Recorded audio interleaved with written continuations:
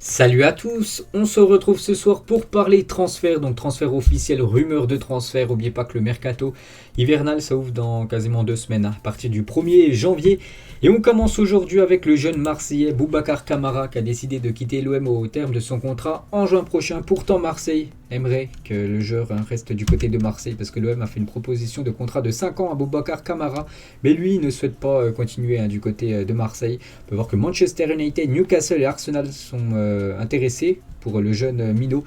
Donc voilà les gars, ce serait comme une grosse perte pour Marseille de laisser partir gratuitement, mais bon, le joueur ne veut pas rester du côté de Marseille, donc il devrait certainement partir à l'étranger. On va parler de Tottenham qui pourrait se débarrasser de Dele Alli en cas de bonne offre lors du prochain mercato hivernal. Donc lui joue très peu du côté des Spurs. Donc en gros le nouveau coach Antonio Conte ne compte pas sur Dele Alli. Donc il pourrait soit être prêté ou soit être transféré définitivement dès le prochain mercato hivernal. Dele Alli. Le même souci pour Anthony Martial qui veut quitter lui Manchester United en janvier, annonce son agent. Il a besoin de jouer, il ne veut pas rester en janvier et je parlerai au club bientôt. Donc lui aussi a le même souci en gros que Dele Alli. Donc ces deux joueurs jouent très très peu et ils aimeraient avoir du temps de jeu et c'est pour ça qu'ils aimeraient partir ailleurs. Concernant Antonio Rudiger, le Real Madrid est déterminé à signer Antonio Rudiger. Le club veut commencer des négociations avec l'international allemand dès janvier. Donc lui aussi en fin de contrat, en fin de saison. N'oubliez pas qu'il y a quand même beaucoup de joueurs en fin de contrat. Et maintenant j'ai l'impression que les joueurs ne veulent plus trop prolonger longtemps avec leur club actuel.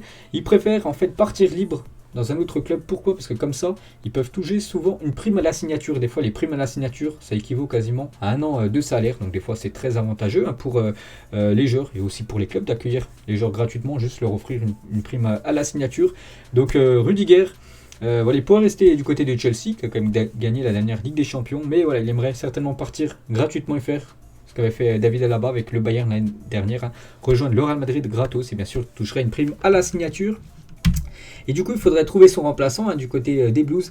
Et Chelsea souhaite relancer le dossier Jules Koundé afin de remplacer Antonio Rudiger. Donc pourquoi relancer le dossier Jules Koundé ? Parce que lors du dernier mercato cet été, j'en avais parlé que Chelsea voulait Jules Koundé. Du coup, ça ne s'était pas fait. Et du coup, il pourrait revenir à la charge dès le prochain mercato.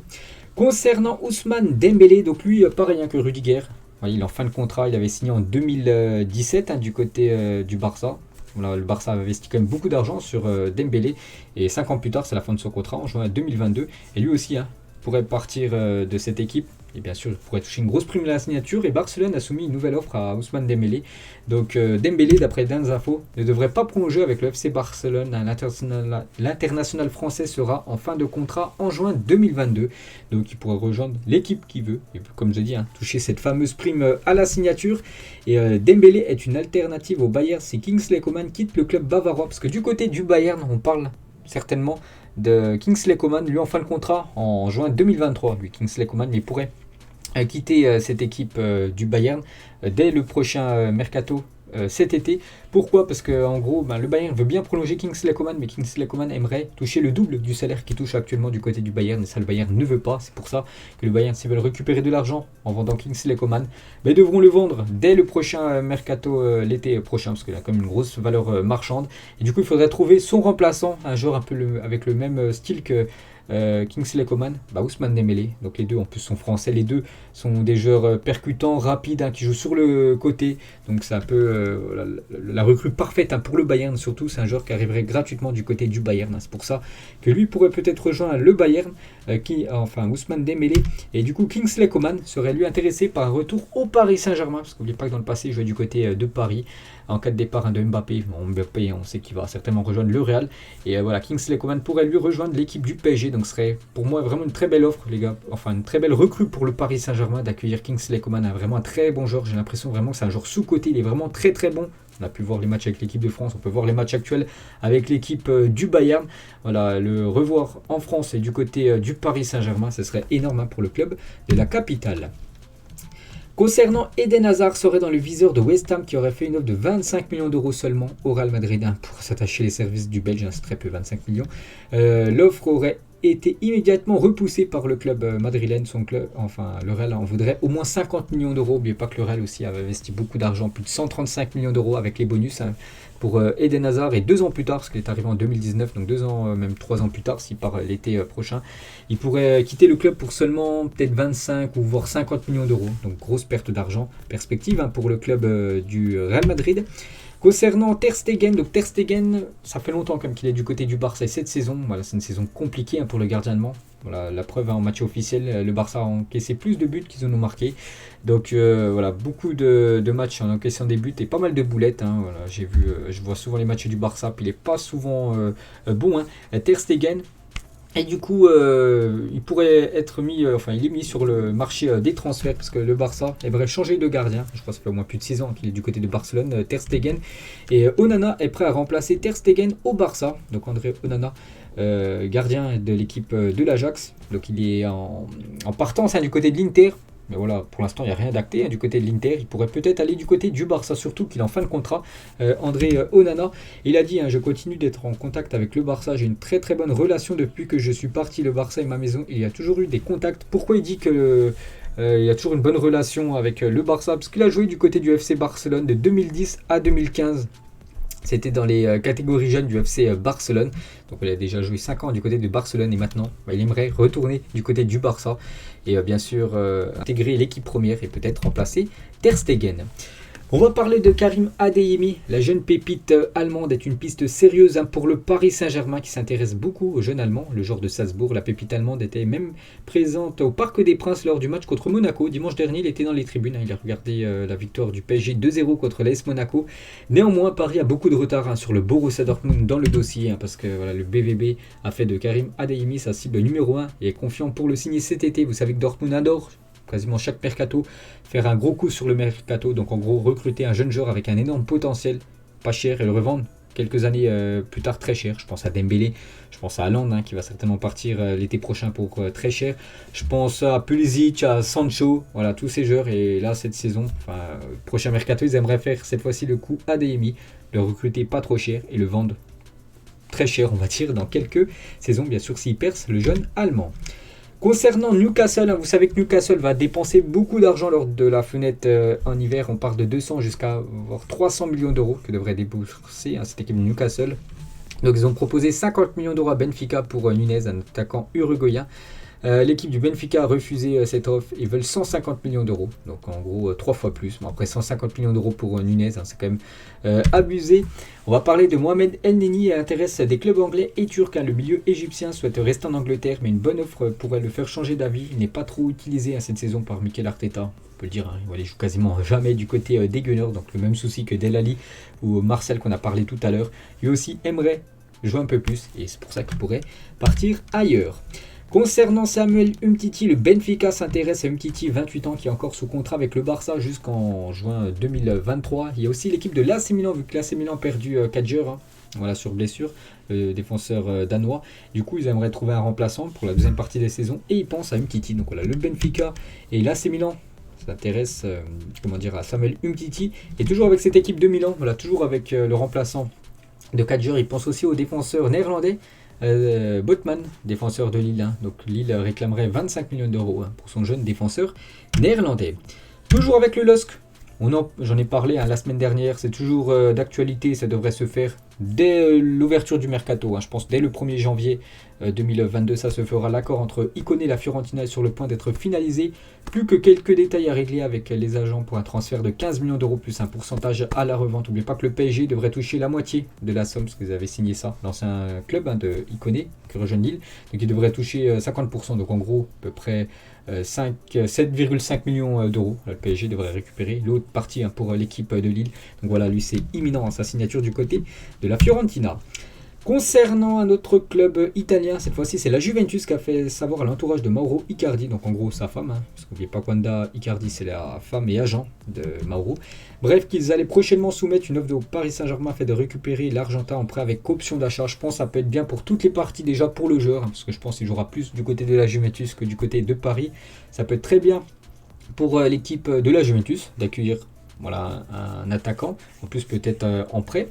Et ça peut être aussi très bien pour le Paris Saint-Germain, parce que Icardi, on va pas dire que c'est un flop du côté de Paris depuis sa signature, mais voilà, c'est un joueur très limité. Voilà, on va dire c'est limite comme Mauro Icardi, et surtout c'est un gros salaire et le PSG doit quand même laisser filer des gros salaires, parce qu'il y a des énormes salaires du côté de Paris. Il faut faire attention au fair play financier, c'est pour ça que ça peut être une bonne nouvelle pour toutes les parties, et je pense que ça se fera les gars.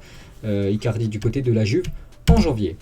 On va parler de ce joueur considéré comme un grand espoir à son arrivée à Lyon en 2016. Emmanuel Mamana, 25 ans, pourrait faire son retour à River Plate, annonce un journaliste argentin. Donc il avait rejoint l'équipe de Lyon en 2016 pour 7,5 millions d'euros. Donc il avait très peu joué l'année où il était resté à Lyon. Donc l'année d'après, Lyon l'avait vendu au Zénith. Bon, le double, quand même 16 millions d'euros avait récupéré Lyon. Enfin l'équipe de Lyon. Et il avait signé un contrat de 4 ans du côté du Zénith. Et actuellement, il est en fin de contrat. Et on peut voir qu'il pourrait rejoindre son équipe où il avait tout commencé sa carrière, l'équipe de River Plate, en Argentine.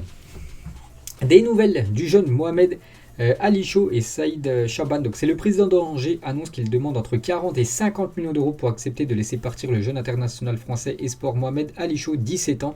Ce qu'on demande, ce n'est pas que la valeur actuelle, c'est le potentiel. C'est vrai qu'il est très très jeune, il joue avec l'équipe de Angers et montre vraiment de très belles choses pour un jeune joueur de 17 ans. Et bien sûr, il y a déjà des grosses équipes qui s'intéressent à lui. Et voilà, le président d'Angers espère au moins en tirer entre 40 jusqu'à 50 millions d'euros. Donc ce serait bien sûr le jackpot pour cette équipe de Angers. Concernant ce joueur que je ne connais pas, je ne vais pas vous mentir, Badreddin Bouanni, un joueur de Lille, auteur de bonnes performances avec l'équipe de France U18, serait dans le viseur de Lyon et de Bordeaux. Donc voilà une petite info concernant ce joueur, affaire à suivre. Concernant Erling Haaland, j'en ai parlé dans ma vidéo à midi, dans ma vidéo Zap Image. Donc bien sûr, on va en parler, rumeur de transfert. Haaland est possible, en une de Mondo Deportivo. Le Barça renoue avec le Norvégien de Dortmund et cherche des opportunités pour que les signatures soient possibles. Et Erling Haaland sur la cible prioritaire du FC Barcelone. Xavi souhaiterait construire son équipe autour de l'attaquant norvégien en attaque. Là déjà, lui, ce serait la priorité pour l'équipe du Barça. Et après, rajouter des éléments autour de lui pour que ça fonctionne. Ce serait comme une énorme recrue pour le Barça d'accueillir Haaland.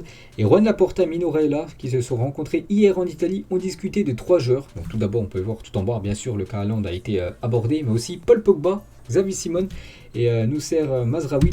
Donc ces 3 joueurs sont libres avec leur club en fin de saison. Donc avec Pogba avec Manchester, Mazraoui avec l'Ajax et Xavi Simons avec l'équipe du PSG. Donc ces 3 joueurs pour arriver du côté du Barça gratuitement. C'est pour ça que le Barça bien sûr est très intéressé par ces 3 joueurs qui seraient vraiment bien pour cet effectif catalan qui est très moyen actuellement. Et concernant Paul Pogba, donc Ralph Rangnick, le coach de Manchester, n'essaiera pas de persuader Paul Pogba de rester à Manchester. Le Français sera libre de négocier avec n'importe quel club dans 20 jours, donc exactement 16 jours, le 1er janvier. Les joueurs doivent vouloir jouer pour un grand club, a déclaré l'entraîneur allemand. Donc voilà, c'est pour ça que Paul Pogba, il y a de grandes chances comme qu'il quitte cette équipe de Manchester, parce que même l'entraîneur ne va pas essayer de convaincre Paul Pogba, de convaincre Pogba de rester du côté de l'Angleterre. Donc voilà, peut-être un départ du côté du Barça pour Paul Pogba. Et du coup, il faudrait trouver son remplaçant du côté de Manchester. On parle du Suisse Denis Zakaria, pour succéder à Paul Pogba du côté de Manchester. Un sous-contrat avec le Borussia Mönchengladbach jusqu'en juin prochain. Lui aussi en fin de contrat, en fin de saison, il est estimé à 15 millions d'euros s'il venait à quitter cette équipe dès le mercato cet hiver. La perspective d'un départ de Xavi Simons du PSG en fin de saison est désormais plus que probable. Un retour au FC Barcelone semble possible pour le jeune joueur du Barça. Il avait rejoint cette équipe du PSG, mais le problème c'est qu'il joue très très peu avec l'équipe première. Il joue avec les U19. C'est le capitaine, c'est le leader, le cadre de cette équipe. Mais avec l'équipe première, l'équipe A, l'équipe professionnelle, il joue. Je sais pas, il a dû jouer 1 ou 2 matchs, mais c'est très rare. Et lui, aimerait maintenant jouer avec l'équipe professionnelle. Et c'est pour ça qu'il n'aimerait pas prolonger, voudrait pas prolonger du côté du PSG pour retourner à Barcelone. Concernant Mbappé, donc le clan Mbappé, le PSG ont repris les discussions pour une prolongation de contrat. Le PSG espère toujours trouver un accord, mais c'est mal parti car le Real Madrid sait qu'il a une longueur d'avance dans le dossier. On le sait que Mbappé veut jouer un jour au Real Madrid, il veut jouer maintenant. Donc maintenant c'est l'été prochain du côté du Real. C'était pas fait l'été dernier. L'été prochain, il veut jouer dans cette équipe espagnole. Pourtant le PSG, j'en ai parlé aussi à midi, les gars, lui propose vraiment un contrat en or. Parce qu'il il a une offre de prolongation de contrat qui ferait de lui le plus gros salaire du Paris Saint-Germain devant celui de Messi et Neymar, parce qu'actuellement c'est lui le troisième plus gros salaire du PSG derrière les deux autres. Et là il pourrait devenir le joueur le mieux payé au Paris Saint-Germain. Donc Neymar, je crois que c'est le plus gros salaire du côté de Paris, je crois que c'est 37 millions d'euros par an que touche le Brésilien. Donc ce serait quasiment 40-45 millions d'euros que pourrait toucher Mbappé s'il venait à prolonger du côté de Paris. Donc 40 millions d'euros par an, c'est énorme. Ensuite, on va parler de Lyon qui aurait bien trouvé un accord avec Azmoum. Son frère serait déjà venu en France pour chercher une maison. Lyon pourrait dépenser environ 3 millions d'euros pour acheter les 6 derniers mois de contrat de l'international iranien, un joueur du Zénith du côté de la Russie. J'en ai déjà parlé l'été dernier, je me souviens, et voilà, Lyon vraiment compte vraiment essayer de recruter ce joueur iranien. Peu utilisé par Allegri, un flop devrait rapidement quitter la Juventus. Il s'agit du Gallois Ramsey qui rechercherait un point de chute cet hiver pour son client. Donc l'ancien joueur d'Arsenal n'est pas contre un retour en Angleterre. Et on parle bien sûr de l'équipe de Newcastle. Pour renforcer son secteur offensif cet été, Arsenal a placé Dominique Calvert-Lewin en tête de liste. Jonathan David est également surveillé. Il a été supervisé lors de son passage à la Gantoise et au LOSC pour Jonathan David, actuellement le meilleur buteur du championnat français, bien sûr. Maintenant, il y a des belles équipes qui s'intéressent à lui, dont l'équipe de Everton. Et on peut voir que Arsenal s'intéresse à Dominique Calvert-Lewin. Enfin, je dis l'équipe de Everton, mais c'est plutôt l'équipe de Arsenal qui cible Jonathan David. En manque de solution au milieu de terrain, le Milan AC pourrait tenter de rapatrier Yacine Adli dès cet hiver. Des discussions sont en cours pour le joueur de Bordeaux qui pourrait rejoindre l'équipe de l'AC Milan. Concernant Ferran Torres, lui aussi, on parle de Haaland, on parle de Pogba, Mazraoui ou même Onana. Mais lui, ça sera peut-être la première signature du Barça sous l'ère Xavi. Les contacts se seraient intensifiés ces dernières heures entre Manchester City et le FC Barcelone pour Ferran Torres. Le Barça souhaiterait pouvoir payer en plusieurs fois, mais City ne semble pas favorable à cela. Bon, après, voilà, c'est entre les deux clubs de s'arranger sur ça, mais voilà, c'est quasiment sûr que ce joueur devrait rejoindre l'équipe du Barça normalement dès le prochain mercato cet hiver. Concernant les coachs, Claude Puel, j'en ai parlé la semaine dernière, licencié du coup, voilà, ça s'est fait, on a attendu quand même quelques jours, et maintenant c'est bien officiel, c'est Pascal Dupraz qui est le nouveau coach de cette équipe de Saint-Etienne, et ce coach Pascal Dupraz, qui a déjà entraîné pas mal d'équipes françaises, il aimerait rapatrier un joueur, Vitorino Hilton, qui a actuellement 44 ans à l'AS Saint-Etienne afin d'apporter de l'expérience. Le Brésilien est intéressé pour rejouer parmi l'élite. Donc il avait pris sa retraite, il avait longtemps joué du côté de Montpellier. Je crois que là il était consultant sur, je sais plus, sur Beansport ou une chaîne qui parle de foot. Et du coup il pourrait peut-être rejouer au football. Parce que voilà, Pascal Dupraz compte l'amener dans l'effectif des Verts. Jess Marsch avait été licencié de Leipzig il y a déjà quasiment une quinzaine de jours et du coup c'est Domenico Tedesco qui est le nouveau coach de cette équipe allemande.